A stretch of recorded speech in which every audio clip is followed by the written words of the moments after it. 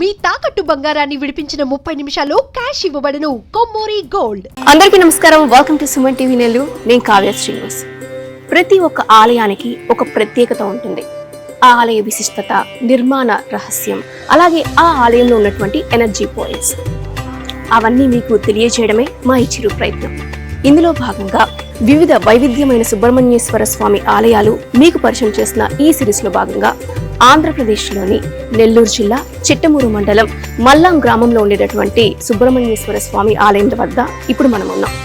ఈ ఆలయంలో సుబ్రహ్మణ్యేశ్వర స్వామికి స్వహస్తాలు ఉండవు.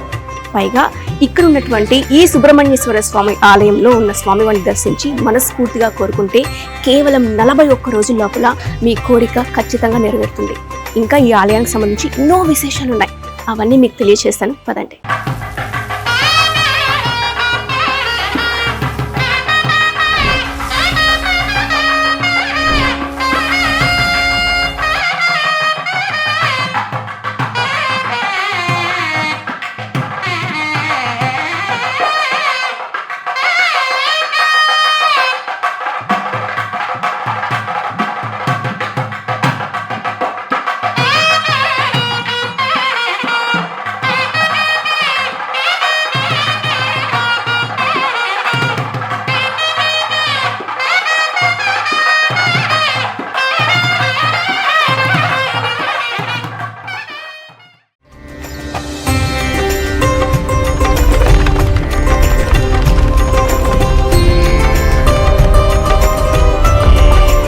చాలా మంది స్త్రీలు ఫేస్ చేస్తున్నటువంటి ప్రాబ్లం సంతానలేమి.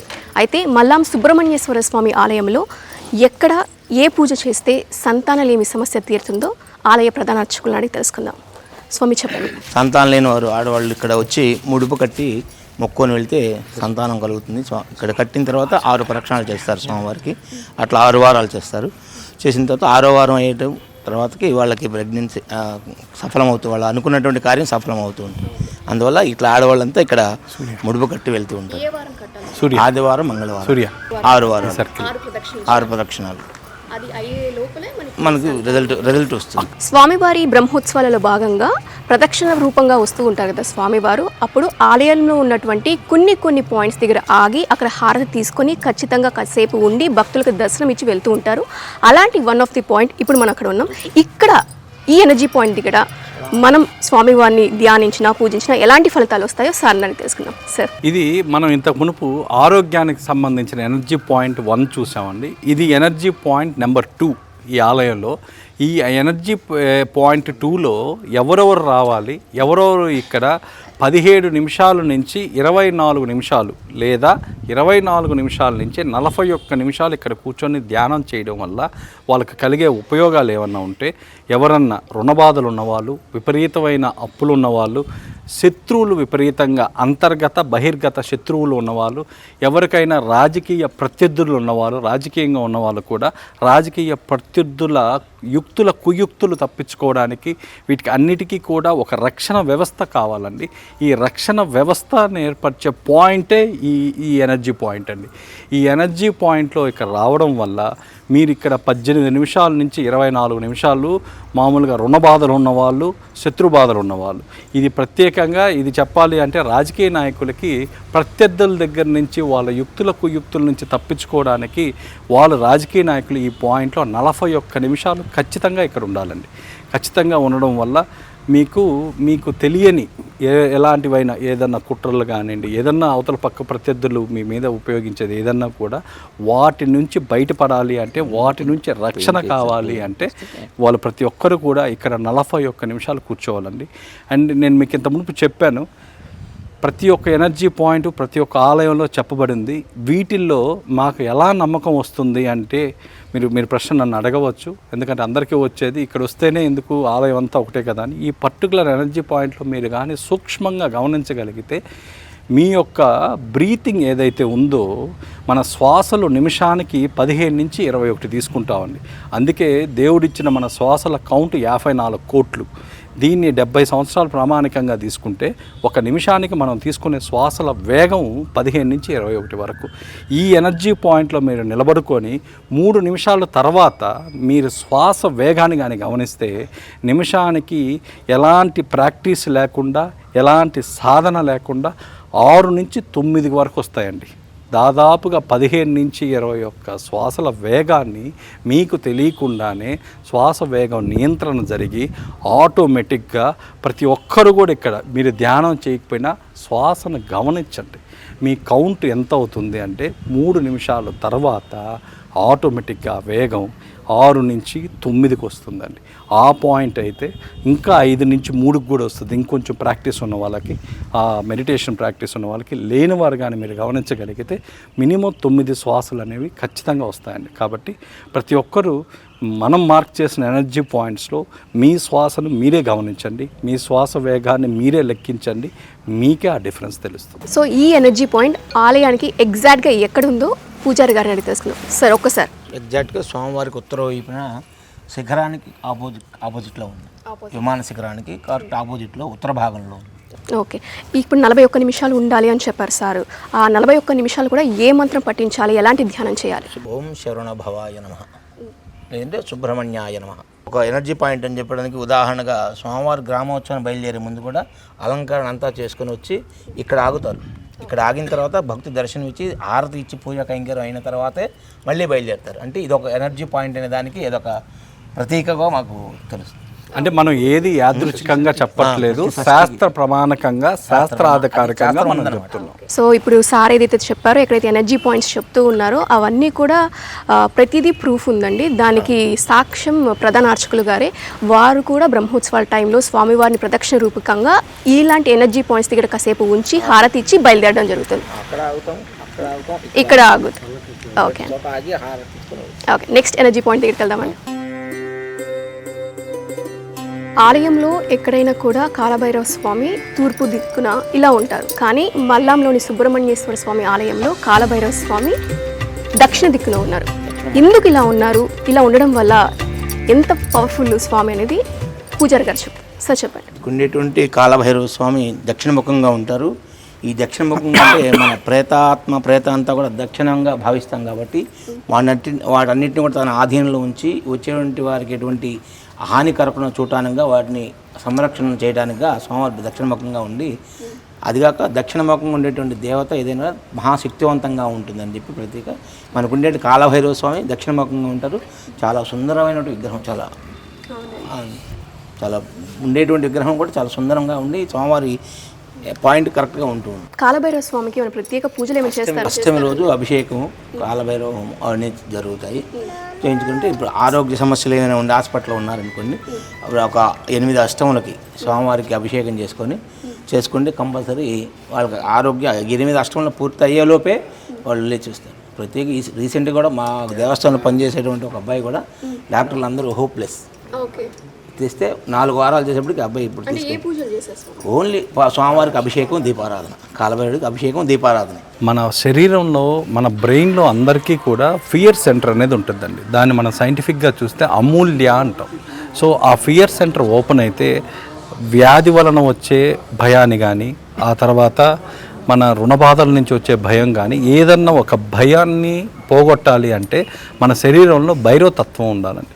ఈ భైరవతత్వం కానీ ఉన్నంతసేపు కూడా భయంతో పాటు ఆయన దారులు కూడా చూపిస్తాడు. అందుకే శాస్త్ర ప్రమాణంగా కాలభైరవుడికి అతి విశిష్టమైన ఆదివారాలు ఎప్పుడైనా సరే సాయంత్రం రాహుకాలంలో 4:30 నుంచి 6 గంటల మధ్యలో భూష్మాండ దీపాలు, ఇందాక స్వామివారు చెప్పినట్టు భూష్మాండ దీపాలు కానీ పెట్టడం కానీ వెలిగించడం కానీ జరిగితే ఇక్కడ విశేషమైన వాళ్ళకి శత్రుబాధలు, రుణబాధలు, అనారోగ్య బాధలు, ఆరోగ్యాలు, వేటికి సంబంధించిన వాటి అన్నిటికీ కూడా ఒక హీలింగ్ పవర్ అనేది ఇస్తుందండి.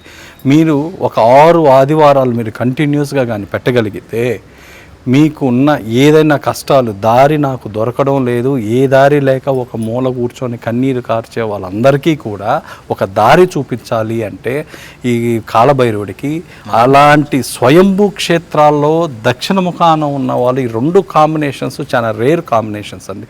ఒకటి స్వయంభూ క్షేత్రం కావడం వల్ల మహాశక్తివంతం, దక్షిణముఖాన ఉన్న కాలభైరవుడు అతిశక్తివంతం. ఈ 2 ప్రదేశాలలో మిగతా వాటిల్లో మీరు 20-40 వారాలు చేసేది ఇక్కడ 10 వారాల్లో, అంటే దానికి సగానికి సగం తక్కువ చేసినా కూడా అతి శీఘ్ర ఫలితాలు ఇచ్చే వాళ్ళు ఎవరన్నా ఉన్నారంటే కాలభైరవుడు. డాక్టర్స్ కూడా హోప్ వదిలేసిన వ్యక్తి కూడా అక్కడ నిండు ప్రాణాలు పోసుకొని మన ముందే సజీవంగా ఆరోగ్యంగా తిరుగుతూ ఉన్నారు. పూజారి గారు ఎవరైతే చెప్పారో స్వామి వాళ్ళని పరిచయం చేయండి. ఈయన మన దేవస్థానం స్టాఫ్ అండి. ఇక్కడ సోమవారి పూలు కట్టి ఇస్తుంటారు రోజు కైంకర్యంతో. వీళ్ళ అబ్బాయి వినయ్ కుమార్ అనే అబ్బాయికి ఆరోగ్యం ఫీవర్ లేకుండా వచ్చింది. జనరల్ వైరల్ ఫీవర్ వచ్చింది. ఆ ఫీవర్ ఏంటంటే వాళ్ళు తెలుసుకోకుండా ఒక వారం రోజులు గడిచిన తర్వాత తెలుసుకున్నారు. అందువల్ల అంటే డాక్టర్ పెద్ద హాస్పిటల్కి తీసుకెళ్తే హోప్లెస్ చెప్పారు. అంటే అన్ని చచ్చుబడిపోయినాయి, చాలా కష్టం అని చెప్పారు. అట్లా దాదాపుగా ఒక నెల రోజులు హాస్పిటల్లోనే పెట్టుకున్నానండి. ఈ నెల లోపల 15 రోజులు 20 రోజులు దాటిన తర్వాత ఇట్లా కాలభైరుడికి మన గుళ్ళో ఉన్నాడు కాల శక్తివంతుడు, దక్షిణముఖం మంచి శక్తివంతుడు కాబట్టి ఆయనకి అభిషేకం చేసి ఆ తీర్థం అబ్బాయికి ఇవ్వమని చెప్పాము. అట్లా చేసే ఒక 8 వారాలు చేయమని చెప్పాము. ఆ 8 వారాలు 4 వారాలు చేసేప్పటికి వాళ్ళకి రిజల్ట్ వచ్చింది. ఆ రిజల్ట్ రావడానికి కూడా వీళ్ళే మనకి ఎవిడెన్స్ అనమాట, మనకి ప్రత్యక్ష సాక్ష్యం అండి. మీ పేరండి? సుబ్రహ్మణ్యం. మీ అబ్బాయా? వినయ్. ఒకసారి చెప్పండి, మీ అబ్బాయికి వచ్చిన సమస్య ఏంటి, ఎంత ప్రాబ్లం ఫేస్ చేశారు, స్వామి వారిని పూజించడం వల్ల మీకు కలిగినటువంటి రిజల్ట్ కూడా వ్యూవర్స్కి ఎక్స్ప్లెయిన్ చేయండి. జీపీఎస్ అనే జ్వరం వచ్చింది మేడం. నాయుడుపేటకి నుంచి నెల్లూరు తీసుకెళ్ళమన్నారు. కిమ్స్కి తీసుకెళ్ళాము. తీసుకెళ్ళిన తర్వాత వారం ఉన్నాం అక్కడ. ఏమి లాభం లేదని చెప్పారు. అది 20 లక్షలు అయింది మేడం. 20 లక్షలు అయింది. ఏం లేదు, మేమేం చెప్పలేము అని చెప్పారు మేడం. ఒక 4 వారాల తర్వాత స్వామి గారు ఈ మాదిరి అభిషేకం చేసుకుంటే కాలభైరవ స్వామికి ఏదన్నా చేయొచ్చు, ఇంత దేవుళ్ళే చేయాలి కానీ మనుషుల వల్ల అయితే, డాక్టర్ల వల్ల అయితే ఏం జరగదు అని చెప్పారు మేడం. వచ్చి నేను అభిషేకం చేసి ప్రదర్శన చేసుకున్నాను మేడం. 4 వారాల తర్వాత అబ్బాయి చలనం వచ్చింది మేడం. కాలు కదిలితో 4 వారాల తర్వాత బ్రీతింగ్ వచ్చింది మేడం. స్వామివారికి అభిషేకం చేసుకున్న తర్వాత ప్రతి అష్టమికి స్వామి చెప్పాడు మేడం అభిషేకం చేసి, రేపు బేస్వారం కూడా అష్టమి చేయమన్నాడు మేడం. చేస్తున్నాం మేడం రేపు. ఆయన ప్రతి అష్టమికి కాలభైరవ అభిషేకం చేస్తున్నాం మేడం. ఆయన దయ వల్ల ఈరోజు మీ అబ్బాయి మీ దగ్గర హ్యాపీగా తిరుగుతున్నారు. ఇంతకన్నా ఆనందించాల్సిన విషయం ఇంకోటి లేదు. యాక్చువల్గా మానవుల చేతిలో లేనప్పుడు అంతా భగవంతుడి చేతులనే వదిలేస్తూ ఉంటాం. అదే చేయాల్సింది కూడా. ఈవెన్ దో మన చేతిలో ఉన్నా కూడా అనిపిస్తుంది కానీ మన చేతిలో ఏముండదు. కానీ కొన్ని సిచ్యువేషన్స్లో అది క్లియర్గా తెలిసిపోతుంది. అప్పుడు మనం ఖచ్చితంగా భగవంతుడి మీద నమ్మకం ఉంచి ఖచ్చితంగా ఒక అడుగు వేస్తే స్వామి మార్గం చూపిస్తారు. దానికి ప్రత్యక్ష సాక్ష్యం వీళ్ళే. సో ఒక లైవ్ ఎగ్జాంపుల్ కూడా అండి. అసలు డాక్టర్స్ హోప్ వదిలేశారంట, ఇంకా అబ్బాయి బతకడం కష్టము అని చెప్పేశారంట. కేవలం కాలభైరవుడి మీద నమ్మకం ఉంచి ప్రతి అష్టమి రోజు అభిషేకం దీపారాజన చేశారు. ఇంకా హోప్ వదిలేసిన వ్యక్తులు కూడా బతకడం అనేది జరిగింది. మెయిన్గా ఇక్కడ ఏంటి అంటే కాలభైరవుడు దక్షిణ ముఖాన ఉండడం వల్ల అతి శీఘ్రంగా ఫలితం అనేది వస్తుంది అంటున్నారు పూజారి గారు. మరొక ఎనర్జీ పాయింట్కి వెళ్దాం పదండి. మీరు ఇక్కడ చూస్తున్నటువంటి ఈ రాతి రథం అంటే ప్రస్తుతం ఇప్పుడు స్తంభాలు, శత స్తంభాలు ఉన్నటువంటి ఒక మండపంగా పిలుస్తున్నారు. కానీ ఒకప్పుడు ఇది ఎగిరేదట, కదిలేదట. అలాగే ఇక్కడ చూస్తున్నటువంటి మీ ఈ గుర్రానికి కాళ్ళు అనేది నరికేస్తున్నారు. అసలు దీని వెనక ఉన్న హిస్టరీ ఏంటి పూజారి గారిని అడిగి తెలుసుకుందాం. సార్ చెప్పు. ఇది స్వామివారి యొక్క కైంకర్యం కోసంగా కుమారస్వామిని ఒక శిల్పి తన కుమారుడితో కలిసి చెప్పడం జరుగుతుంది. ఈ రాతి మండపాలు చెక్కారట. ఇది యాక్చువల్లీ 1 కిలోమీటర్ దూరంలో స్వామివారికి ఒక పుష్కరిణి ఉంది. ఆ పుష్కరిణి వద్ద ఏర్పాటు చేయడం జరిగింది. చేరినప్పుడు ఈ పనిలో ఉండగా తన కుమారుడు, శిల్పి కుమారుడు ఈ రాతి రథానికి అంతా కూడా ఈ గుర్రాలు ప్రాణం పోసి తన ప్రియురాల కోసంగా తీసుకువెళ్ళడానికి ప్రయత్నం చేశాడు. ఆ చేసినప్పుడు అంటే మంత్రశక్తితో ఈ రథం వెళ్తున్నందుకు దుర్నష్టం జరుగుతుందని చెప్పి ఆ తండ్రి ఆ గుర్రాలు కాళ్ళు నరికేసి ఇక్కడ నిలిపేశాడు. నిలిపేసిన తర్వాత కుమారుడు ఎదురు తిరిగితే అతను కూడా సంహారం చేశాడు. సంహారం చేసిన తర్వాత అంత ప్రయోజకుడైన కుమారుడు చనిపోయిన తర్వాత నేను ఎందుకని చెప్పి అతను కూడా ఆత్మత్యాగం చేసుకొని ఇక్కడ ప్రశస్తి. అంటే రాటు గుర్రాలకు ప్రాణం పోసి తీసుకొని సామాన్యమైనటువంటి శిల్పులు కాదు. అట్లానే ఈ శతస్తంభ మండపం అంతా కూడా రామాయణ మహాభారత శిల్పశాస్త్రంగా చెప్పింది. ఆ శిల్పశాస్త్రంగా విడించి కూడా మనకి రాములు వారు వారిని చంపేటప్పుడు చెట్టు చాటు నుంచి బాణాలు వేసేటువంటి శిల్పాలు కూడా మనకి ఇక్కడ ఉన్నాయి. అంటే ఈ రథంలో శివపురాణం, రామాయణం గురించి ఘట్టాలు కూడా ఇంట్లో ఉన్నాయని చెప్తున్నారు. అండ్ వన్ మోర్ ఇంట్రెస్టింగ్ విషయం ఏంటంటే ఈ రథం అనేది ఎగురుతుంది, అది ఏదైతే చెబుతున్నారో పూజారి గారు, అది కేవలం ఏదో మాటలు, చాలా పురాతన నుంచి వస్తున్న కథలు మాత్రమే కాదు, దీనికి ప్రూఫ్ కూడా ఉంది. ఎందుకంటే ఈ రాతి రథంకు ఉన్నటువంటి చక్రం అనేది కదులుతుంది. అది నేను మీకు ఇప్పుడు చూపిస్తాను పదండి. ఏమవుతుందంటే ఈ పిల్లలు ఇక్కడ ఫొటోస్ దగ్గర చక్రాలకి డ్యామేజ్ అవుతుందని చెప్పి దీనికి ఇట్లా ఇది వేసేసాం. మేము ఇక్కడ పెట్టేసి, లేదంటే ఇది సర్కిల్ లాగా తిరుగుతుందండి. ఓకే. ఇక్కడ వచ్చి ఆల్రెడీ ఒకసారి బ్రేక్ అయింది. ఇటువంటి పురాతనం ఇటువంటి మనం బ్రేక్ చేసుకుంటే నష్టం అని చెప్పి దాన్ని సీల్ చేసేసి అట్లా కదలకుండా స్టాండ్ చేసేది. భక్తులకు ఒక చిన్న విజ్ఞప్తి ఏంటి అంటే, ఇలాంటి పురాతన ఆలయాలకు వచ్చినప్పుడు దయచేసి మన శిల్పకళా సంపదని దయచేసి డ్యామేజ్ చేయొద్దండి. వస్తున్నారు, హ్యాపీగా చూడండి, ఫోటోలు దిగండి, అంతేకాని అక్కడ ఉన్నటువంటి సంపదని కానీ మనం నష్టం చేసుకోతే మన భావి తరాలకు మనం అది అసలు అందించలేము. ఇది ఒక చిన్న విజ్ఞప్తి సుమన్ టీవీ నెల్లూరు నుంచి. సో ఇప్పటి వరకు మనము చరిత్రపరంగా చూసుకున్నా కూడా పూజారి గారు ఎక్స్ప్లెయిన్ చేశారు. బట్ సైంటిఫిక్గా దీని వెనక ఉన్న రీజన్ మనకు నందకిషోర్ రెడ్డి గారు ఎక్స్ప్లెయిన్ చేస్తారు. Sir please. ఏన్షియంట్ సైన్స్ ప్రకారం మీరు కానీ చూసినట్లయితే ఈ మంత్రశాస్త్రానికి ఉన్న శక్తి, ఒక మంత్రం మీరు పఠించడం వల్ల మన బాడీ లోపల ఉన్న సెల్స్ అన్నీ కూడా రియాక్ట్ అయ్యేవండి. సో దీనికి ఉదాహరణగా చెప్పాలి అంటే రెజోనెన్స్ హీలింగ్ అంటే మన మంత్ర శబ్దం మన శరీరంలోకి వెళ్ళడం వల్ల మన శరీరంలో ఉన్న ప్రతి ఒక్క భాగం స్పందించేది, ప్రతి ఒక్క సెల్లు దాన్ని యాక్ట్ అయ్యేది అనమాట. దీనికి ఉదాహరణగా చెప్పాలంటే మహాస్వామి వారు చెప్పిన ఉదాహరణ ఒకటి మీకు చెప్పాలి అంటే, ఆ కాలాల్లో మన వ్యాధులు కానీ మనకు సంబంధించిన ఎలాంటి బాధలైనా సరే ఒక మంత్రంతో క్లియర్ అయ్యేవండి. ఒక మంత్ర శబ్దం, ఆ శబ్ద తరంగాలు మన శరీరంలో ప్రవహించడం వల్ల మన శరీరంలో ఎక్కడెక్కడైతే లో ఎనర్జీ పాయింట్స్ ఉంటాయో, ఎక్కడెక్కడైతే మనకు బలహీనంగా ఉంటాయో అవన్నీ కూడా బలపడేవి. దానికి ఉదాహరణగా ఆయన చెప్పేవాళ్ళు అనమాట. పూర్వకాలంలో మీరు చూసినట్లయితే మంత్రశక్తికి ఉన్న గొప్పతనం, మనిషి ఆ రోజుల్లో ఋషులు కానీ ఆ తర్వాత సాధకులు కానీ వీళ్ళందరూ కూడా ఎక్కడ కావాలంటే అక్కడ ప్రత్యక్షం అయ్యేవాళ్ళు, ఎక్కడ కావాలంటే అక్కడ మాయం అయ్యేవాళ్ళు. ఎలా మాయం అయ్యేవాళ్ళు, ఎలా ప్రత్యక్షం అయ్యేవాళ్ళు అనే దానికి వెనకాలన్న సైన్స్ కానీ చూస్తే, ఒక ఫ్యాన్ సీలింగ్ స్పీడ్ మీరు కానీ చూసినట్లయితే, మీరు ఒకటిలో కానీ స్పీడ్లో కానీ పెడితే ఆ ఫ్యాన్ ఇలా తిరుగుతూ ఉంటుంది, వాటి రెక్కలు మీకు కనిపిస్తూ ఉంటాయి. రెండులో కానీ పెడితే వాటిని మళ్ళీ ఆ రెక్కలు కొంచెం కనిపిస్తాయి, గాలి వస్తూ ఉంటుంది. మూడులో కానీ స్పీడ్ కానీ పెంచితే అది మీకు ఓన్లీ గాలి మాత్రమే వస్తుంది, రెక్కలు కనిపించవు. అదేవిధంగా ఒక మంత్రం పఠించడం వల్ల వాళ్ళు ఆ మంత్రానికి ఉన్న వేగాన్ని పెంచడం వల్ల, ఆ 2-3 పెట్టడం వల్ల ఆ లోపల ఉండే సెల్స్ అన్నీ స్పిన్ అయ్యేవండి, అంటే తిరగడం మొదలుపెట్టేవి. గట్టిగా తిరగడం వల్ల వాళ్ళు అంతర్ధానం అయ్యేవాళ్ళు.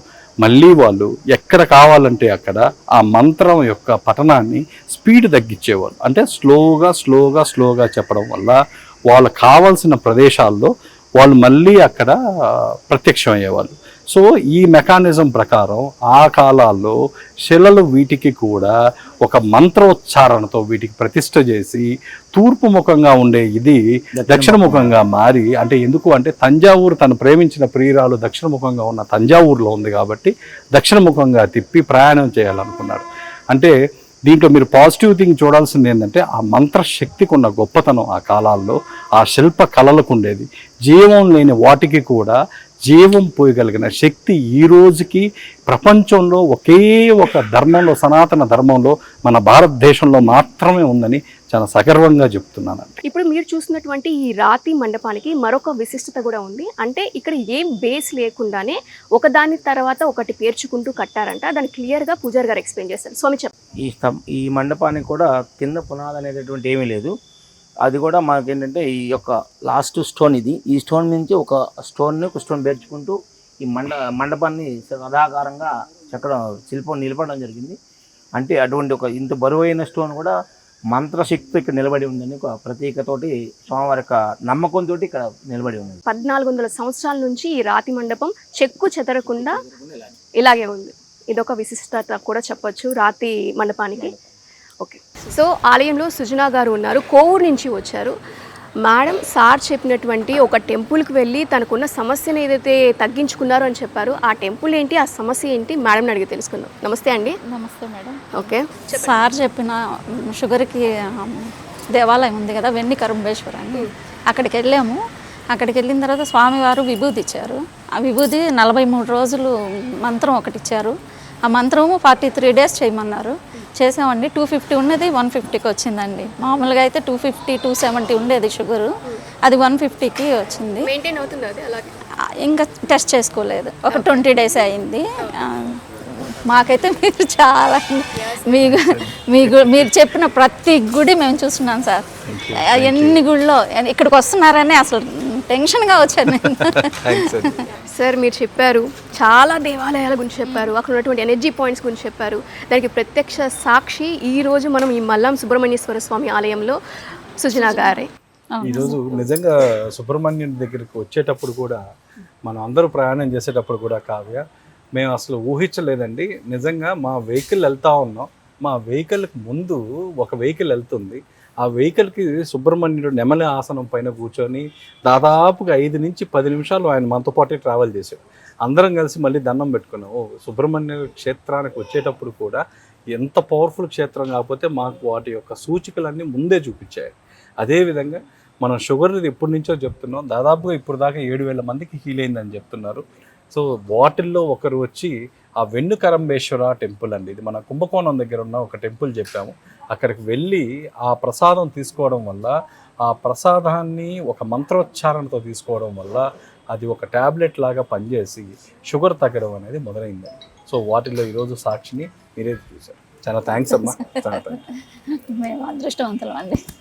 ఆలయ లోపల గోడల మీద వల్లీదేవి యొక్క కళ్యాణ ఘట్టం మొత్తం కూడా క్లియర్గా రాసి ఉంచిందండి. అది ఒకసారి చూద్దాము. వల్లి పర్వత అడవుల యందు శివముని అనే సన్యాసి సంచరించేవాడు. ఒకరోజు అందమైన జింకను చూసి దానితో మానసిక రసకేలి గాంచి వచ్చాడు. అది గర్భం ధరించి కొంతకాల వ్యవధిలో స్త్రీ శిశువును జన్మించింది. సో ఇలా ప్రతి ఒక్క ఘట్టాన్ని కూడా క్లియర్గా ఎక్స్ప్లెయిన్ చేస్తూ దానికి రిలేటబుల్ ఒక పిక్చర్స్ని దానిపైన చిత్రీకరించడం జరిగింది. మనకు క్లియర్గా చదవచ్చు.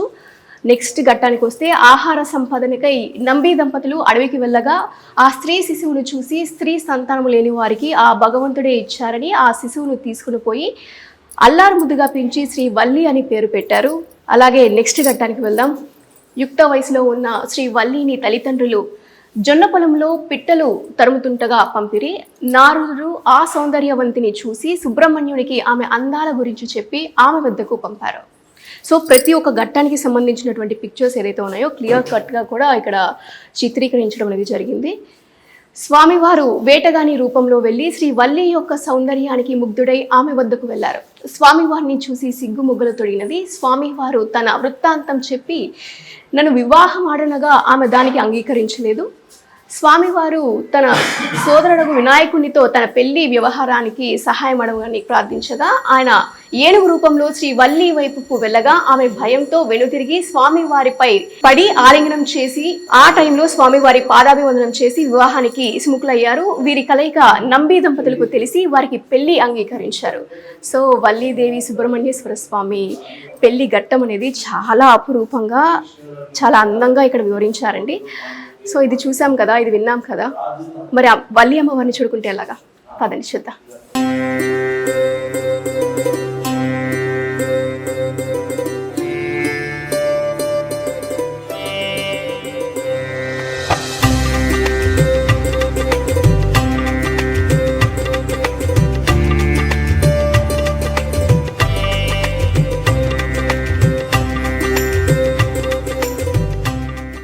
ఈ ఆలయాన్ని మొత్తాన్ని కూడా చోళులు పునర్నిర్మించారని చెప్తూ ఉంటారు. దానికి ప్రతీకగానే ఇక్కడ నాట్య గణపతి శిల అయితే ఉంది. యాక్చువల్గా గణపతి అనేది ఈ రూపంలో అనేది దర్శనం ఇవ్వడం చాలా తక్కువగా జరుగుతుంది. నాట్య గణపతి అనే గణపతిని మనం చాలా రేర్గా చూస్తూ ఉంటామండి. జనరల్గా మన దగ్గర ఉండే గణపతులందరూ కూడా చాలా శాంత స్వరూపులుగా కామ్గా ఉంటారు. కానీ మల్లాంలో ఉన్నటువంటి ఈ సుబ్రహ్మణ్యేశ్వర స్వామి ఆలయంలో గణపతి ఎక్కడైతే ఉపాలయాల్లాగా ఇక్కడ ఉన్నాయో అక్కడంతా కూడా ఇక్కడ గణపతి నాట్య గణపతిగా దర్శనమిస్తారు. ఇది ఒక ప్రత్యేకత అని కూడా చెప్పచ్చు. ఇక్కడ ఆలయంలో ఉన్నటువంటి రాహు విగ్రహం తిరునాగేశ్వర్లో మాత్రమే ఉంది. మళ్ళీ మల్లాం సుబ్రహ్మణ్యేశ్వర స్వామి ఆలయంలో మాత్రమే ఉంది. ఈ విగ్రహం యొక్క విశిష్టతను సార్ ఎక్స్ప్లెయిన్ చేస్తారు. ఈ తిరునాగేశ్వరంలో ఉన్న రాహు గురించి మీరు చెప్పినట్లయితే, తిరునాగేశ్వరంలో ఉన్న రాహుకి మీరు పాలాభిషేకం చేస్తే అవి బ్లూ కలర్లో మారుతాయండి. ఎందుకంటే రాహు వర్ణం ఎప్పుడు కూడా బ్లూ రంగులో ఉంటుంది. సో అలాంటి ప్రతిమ సేమ్ అలాంటి నైపుణ్యంతోనే మళ్ళీ ఆ శిల దగ్గర పెట్టడం జరిగింది. ఇదే ప్రతిమ అక్కడ ఉంటుందండి. తిరునాగేశ్వర ఆలయంలో మీరు చూసినట్లయితే ఇదే ప్రతిమ, ఇదే శిల ఉంటుంది, ఇదే ఉంటుంది. సో అక్కడ అభిషేకం చేయడం వల్ల పాలన్నీ కూడా బ్లూ కలర్లో మారుతాయి. సో అది విశేషం. ఇక్కడ కూడా ఇలాంటి విగ్రహం ఉండడం నిజంగానే విశేషం అండి. ఇది ఎందుకంటే ఏ కోటి దేవాలయాల్లో ఒక దేవాలయంలో మాత్రమే ఇలా ఉంటాయి. ఇక్కడ ఉన్నటువంటి ఈ రాహుకి ఎలాంటి పూజలు జరుగుతాయి, ఏ వారాలు జరుగుతాయి, ఏ పూజలు చేస్తే ఎలాంటి ఫలితాలు మనకి లభిస్తాయో పూజారి గారిని తెలుసుకుందాం. స్వామి, రాహు మనకి తిరునాగేశ్వరంలో ఇటువంటి శిల కనబడుతుందండి. ఈ యొక్క సర్పదోషాలకి బాగా విశేషమైనటువంటి విగ్రహం ఇది. అట్లానే ఆడవాళ్ళకి వచ్చేటువంటి ఎటువంటి దోషాలైనా ఉన్నాయి, వంధ్యా దోషాలన్నీ పోతాయి. ఇక్కడ 18 ఆదివారాలు ఈ యొక్క రాహు కనుక మనం అభిషేక పూజ కార్యక్రమం చేసి నిమ్మకాయలు దీపారాధన కనుక చేసినట్లయితే వారికి ఉండేటువంటి ఎటువంటి దోషాలను, ఆడవాళ్ళకి కలిగే దోషాలైనా కూడా నశించి వాళ్ళు అనుకున్న పని పూర్తవుతుంది. అట్లానే వివాహం కాని స్త్రీ పురుషులు ఎవరైనా ఉన్నా ఇక్కడ అభిషేకం చేసుకున్నట్లయితే వాళ్ళకి 18 రాహుకి వచ్చి 18 వారాలు చేసుకోవాలి. ఇప్పుడు మీరు చెప్పారు స్త్రీకి ఉన్నటువంటి వంధ్యా దోషాలకి నిమ్మకాయ దీపం పెట్టాలి అని చెప్పాలి. అలాగే పెళ్లి సమస్యకి ఏమిలాంటివి? ఓన్లీ అభిషేకమేనా లేకపోతే ఏమైనా? ఓన్లీ అభిషేకం 18 వారాలు. ఓకే, వల్లి అమ్మవారిని దర్శించుకున్నాం, మరి శ్రీ దేవసేన అమ్మవారిని దర్శించుకోపోతే ఎలా? కదండి.